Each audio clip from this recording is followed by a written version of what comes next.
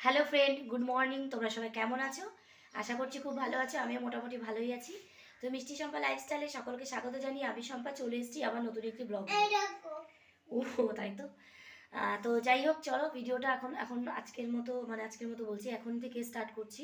এখন বাজে সকাল 9টা, অনেকটা দেরি হয়ে গেল। আজকে ঘুম থেকে উঠেছি মোটামুটি ঠিকঠাক টাইম মতোই ঘুম থেকে উঠেছি। তো আজকে যেহেতু আমার মেয়ে স্কুলে যাবে, প্রায় এক সপ্তাহ পর ও স্কুল যাচ্ছে, কারণ বিয়ে বাড়িতে গেছিলাম, সেখান থেকে এই আসার পরে আজ সোমবার, আজকে স্কুল খুলেছে। তো মেয়েটার শরীরটা এখনো পুরোপুরি ঠিক হয়নি, একটু কাশি কাশি আছে। তো বিয়ে বাড়িতে গেছিলাম অনেক ঠান্ডার মধ্যে, তারপরে তো দেখতেই পাচ্ছ এখনও কাশছে মেয়েটা। তো যাই হোক, কিছু করার নেই, স্কুল অনেকদিন ছুটি পড়ে গেছে, স্কুলে পাঠাতেই হবে। তো চলো, ভিডিওটাকে স্কিপ করো না, আশা করি ভালো লাগবে, দেখতে থাকো।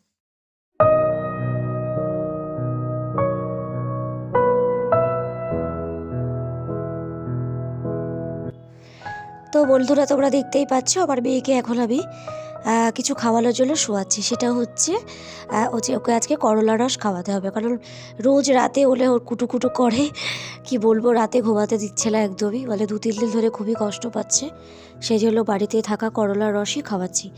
যদিও ওষুধের ডোজটা 6 মাস আগে হয়ে গেছে, তো 6 মাস এখনও কমপ্লিট হয়নি, 4 মাস। তো সেই জন্য আমরা ঠিক সাহস পাচ্ছি না ক্রিমের ওষুধটা খাওয়াতে। তো সেই জন্য ঘরোয়াভাবে করলা রসটা খাওয়াচ্ছি। তো যাই হোক, সকাল সকাল হয়ে গেছে, আজকে আবার মেয়ে স্কুলে যাবে, সেই জন্য আজকে আমাকে চটপট রেডি হতে হবে। এখন প্রায় 8:30 বেজে গেছে। এমনিতেই আমার মেয়ে প্রত্যেক দিনই খুব দেরি করে ঘুম থেকে ওঠে, যেহেতু অনেক রাত্রির করে ঘুমাতে যাই, সেই জন্য আমার মেয়েও অনেক রাত্রিরেই ঘুমায়। তো সেই জন্য সকাল সকাল উঠতেও তো অনেকটা দেরি করে। তো যাই হোক, আমার মেয়েকে স্কুলের জন্য রেডি করিয়ে দিয়েছি, আর আমিও একটু রেডি হচ্ছি। এখনও আমি স্নান করিনি, এসেই স্নান করব, যেহেতু আজকে শ্যাম্পু করব, সেই জন্য আগে থেকে স্নান করিলে আগে ওকে দিয়ে আসি, তারপরে বাড়ি এসে স্নান করব। তো যাই হোক, দেখতেই পাচ্ছ আমার বাড়ি এসে স্নান করা কমপ্লিট হয়ে গেছে। আমি প্রথমে শ্যাম্পু করে নিয়েছি, তারপরে ভালো করে মাথায় বেঁধে তারপর গায়ে জল দিয়েছি, কারণ এখনও শীতটা যায়নি, এখনও ঠান্ডা লাগছে স্নান করতে গেলে। যেদিন বিশেষ করে শ্যাম্পু করি সেদিন তো খুবই শীত করে। তো যাই হোক, স্নান করা কমপ্লিট হয়ে গেল। এবার পুজোটা দিই, 2 দিন ধরে পুজোটা ঠিকঠাকভাবে দিতে পারিনি, যেহেতু মাথার শ্যাম্পুটা হয়নি, তাই জন্য তোমাদের দাদাভাই দিয়েছে।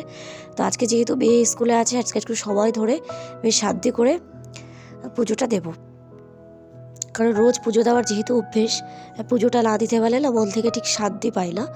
মানে বিয়ের আগের থেকেই এটা আমার অভ্যেস আছে যে স্নান করে পুজো দেবো। তো যেহেতু কিছুদিনের জন্য তো বাইরে গেছিলাম বেড়াতে, বিয়ে বাড়িতে, তো পুজো দিতেই পারিনি, আর বাড়ি এসেও 2 দিন দিতে পারলাম না, তোমাদের দাদাভাই দিয়েছে। তো যাই হোক, পুজো দেওয়া হয়ে গেছে। এবার এদিকে আমি শাড়ি নিয়ে বসেছি, দেখতেই পাচ্ছ এই শাড়িটা বিয়ে বাড়ির সামনে যে বিয়ে বাড়িটা আছে সেটাই পরবো। বাবার ছেলের বিয়ে হয়ে গেছে, বাবার ছেলের বিয়ে হতে না হতেই আবার কাকার ছেলের বিয়ের জন্য প্রস্তুতি নিচ্ছি। একটা বিয়ে হতে না হতে আর একটা বিয়ের প্রস্তুতি নিচ্ছি। তো এটা যেহেতু রিসেপশনে পরবো, সেই জন্য কোল আঁচল বা শাড়ির আঁচলটা সেলাই করা হয়নি, তো সেই জন্য সেলাই করে নিলাম। বাড়িতে বেশিলেই আমি সেলাই করি, কারণ সব শাড়ি পিকো করি না, যেগুলো একটু দামি শাড়ি সেগুলোই পিকো করি, আর এটা নর্মাল সেলাই করে দিয়েছি, ব্যাস এতেই হয়ে যাবে।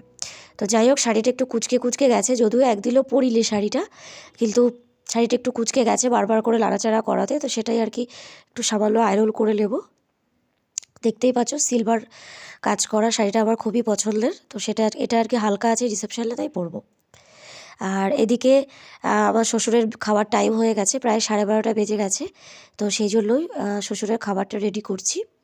তো তোমরা দেখতেই পাচ্ছ নিচে ভাতটা বাড়ছি, কারণ নিচে ভাতের হাঁড়ির ওপরে শিল চাপা দিয়ে রেখে দিয়েছিলাম ইঁদুরের জন্য, কারণ এই ঘরে প্রচুর ইঁদুর, ভীষণ ইঁদুর, তো সেই জন্য শিলটাকে চাপা দিয়ে রাখতে হচ্ছে। আর এদিকে দেখতেই পাচ্ছ আজকে আমাদের বাড়িতে রান্না হয়েছে খয়রা মাছ আর রুই মাছ দিয়ে আলু দিয়ে আর কি মাছের ঝোল। তো এটাই আর কি আমাদের রান্না হয়েছে। তার আগে হয়েছে একটা কিসের একটা শাক বানিয়েছে, আমি ঠিক জানি না, যেহেতু শাশুড়ি রান্না করে। তো ফ্রেন্ড, আমার সমস্ত কাজকর্ম কমপ্লিট হয়ে গেছে, স্নানও হয়ে গেছে, মাথায় শ্যাম্পু করেছিলাম, মাথার চুলটা শুকিয়েও গেছে। আমি বেশ কিছুক্ষণ ছিলাম ছাদে, বসেছিলাম আর কি রোদের মধ্যে, মাথার চুলটা যাতে শুকিয়ে যায় সেই জন্য। এখনও তো ফ্যানটা চলে না।